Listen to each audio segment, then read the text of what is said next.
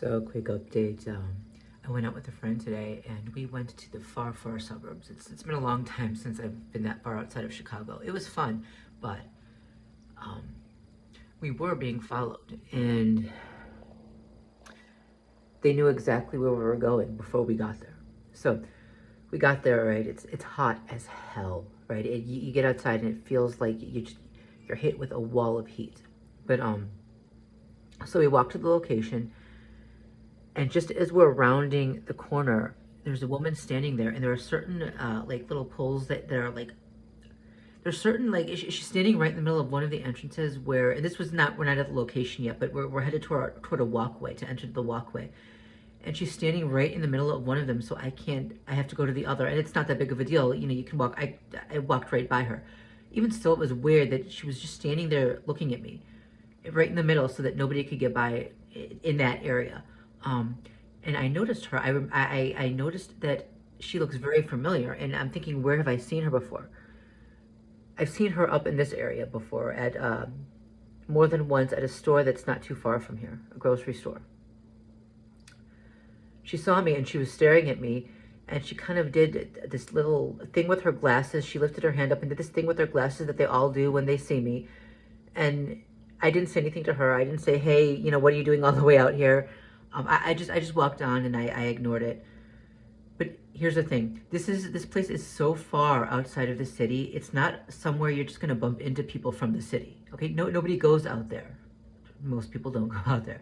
So it was not just a coincidence. And here's why. It happened again later with someone else. So my friend and I, okay, so we went to this event, and then we went to a restaurant afterwards. And there were two guys sitting in a booth in front of us, and one of the guys looked so familiar, and I couldn't quite pinpoint where I'd seen him before, but I knew I had seen him before. Okay, fast forward, they left maybe 15-20 minutes before we did.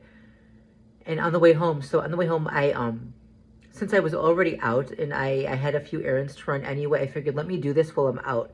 So I asked my friend to drop me off at a certain location instead of just dropping me off at home. So okay. Fast forward, right? I get done with the errands and I'm walking home, and as soon as I'm close to the apartment, the guy walks by, same guy from the restaurant. And I'm thinking, okay, this is where I saw him before because he's always around this area.